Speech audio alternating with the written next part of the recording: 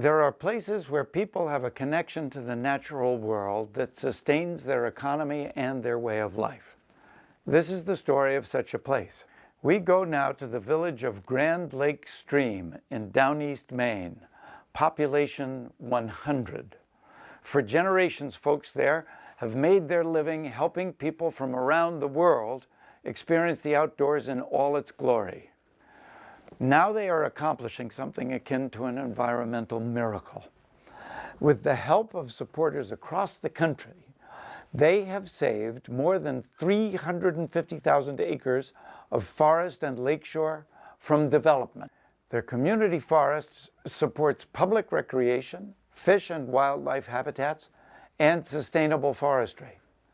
The work of Downeast Lakes Land Trust is ensuring their village will thrive as an exceptional place in our modern world. There was a power I could not know, and I felt it all made sense. Innocence, the permanence.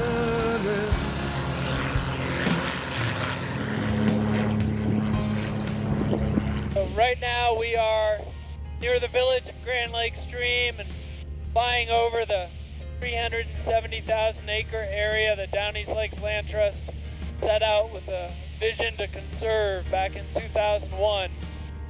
350,000 acres of this is now permanently conserved, will never be developed, will always be wildlife habitat and productive forest.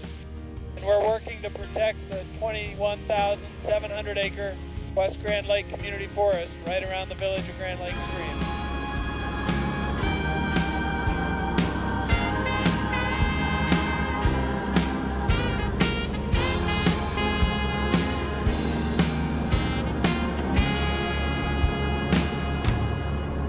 I took my young son to the river. I held his hand. Was it a family tradition?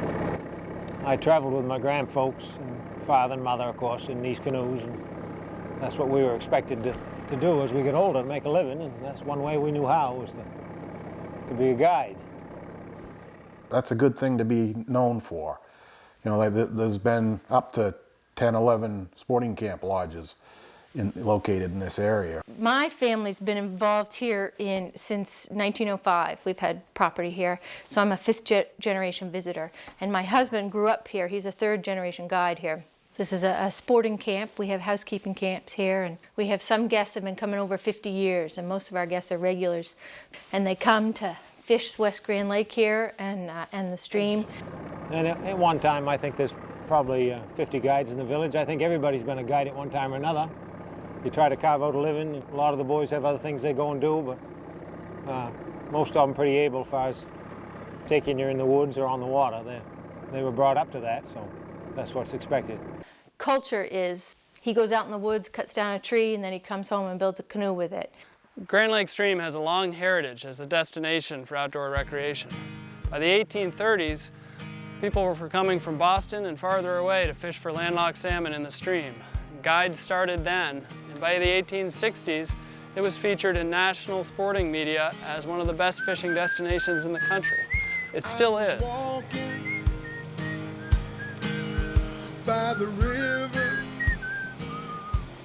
It is beautiful when it's raining. It changes color all the time. To feel the rain. Just the light. And I did have a nightmare a few years ago that companies had come in and built light blue condos all up the lake and on every island.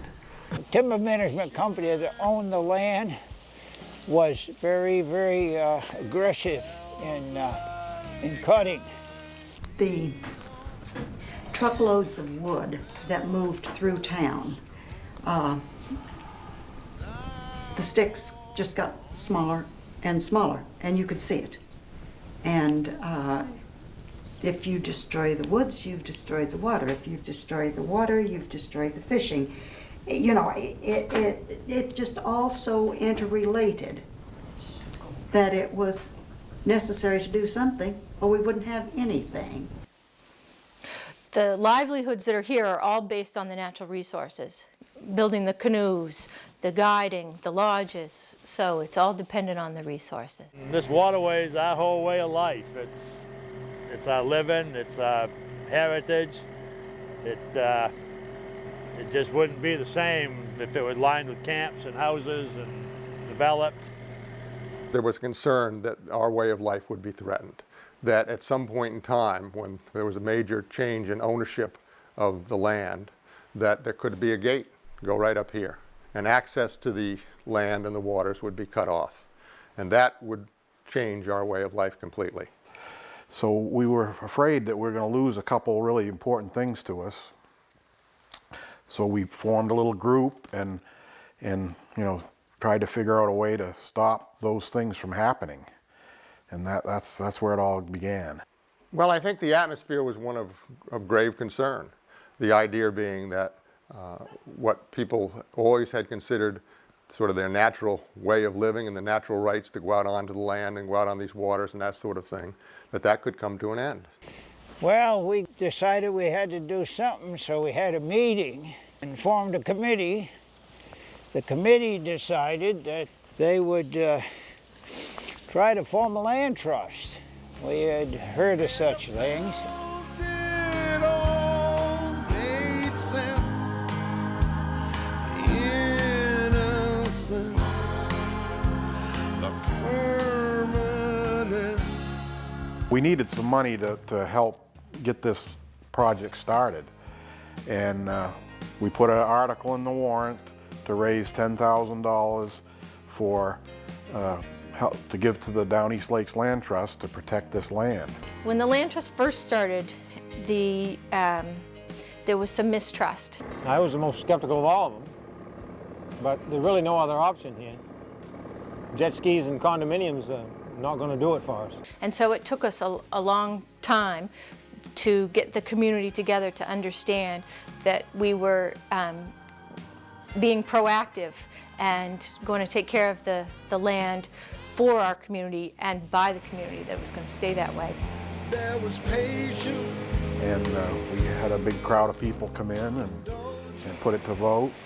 And we ended up raising it up to $40,000, and it was a unanimous vote to make this happen. So it was really a great commitment for the town to make. There was a power. This is the Grand Lake Stream Town Building. In 2008, the community of Grand Lake Stream voted unanimously to contribute $40,000 to the West Grand Lake Community Forest Project. You know, every property owner in this town has skin in the game now, and I've never heard a complaint from anyone about that vote. I belong. I felt so strong as I walked on.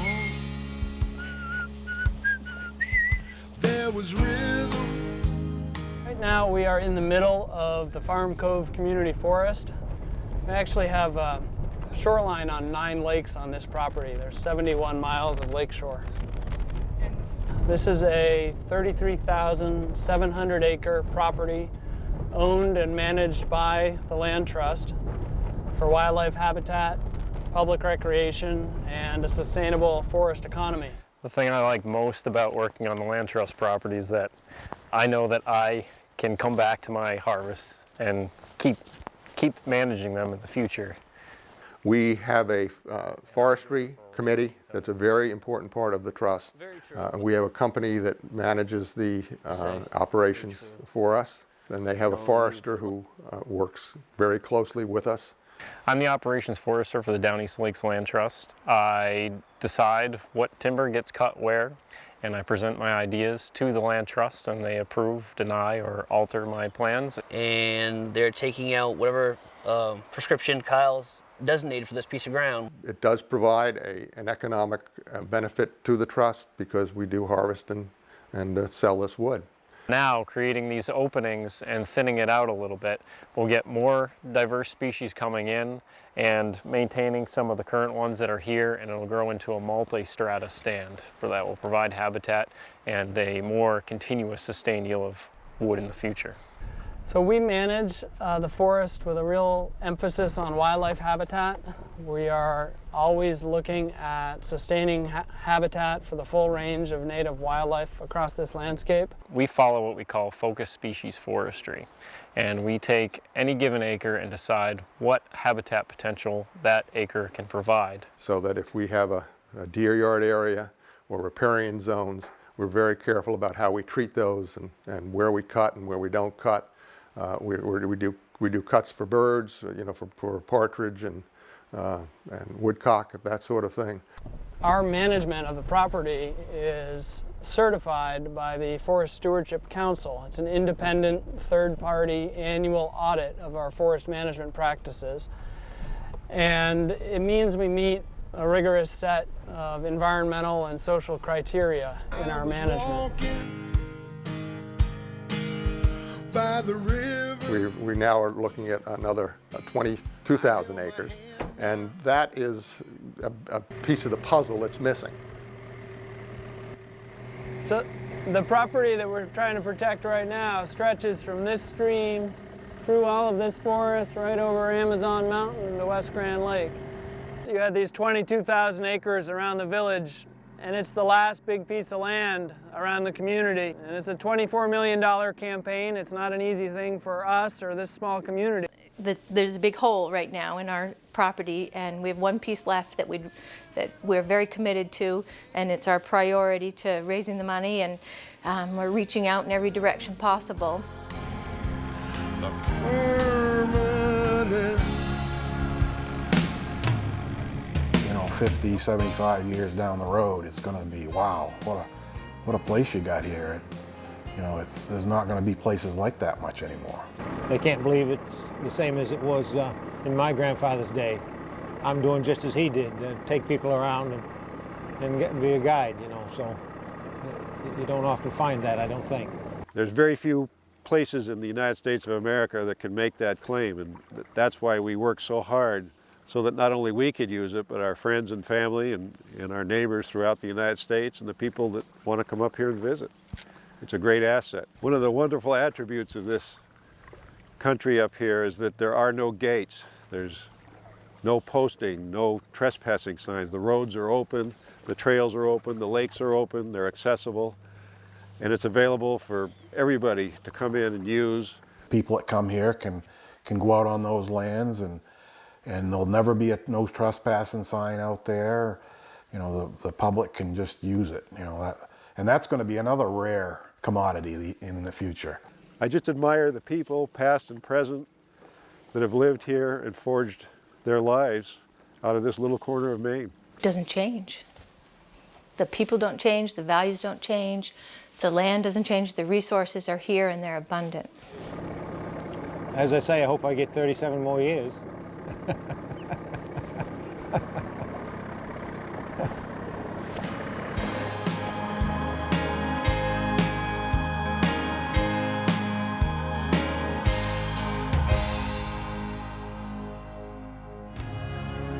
I took my young son to the river. I held his hand out to feel the rain.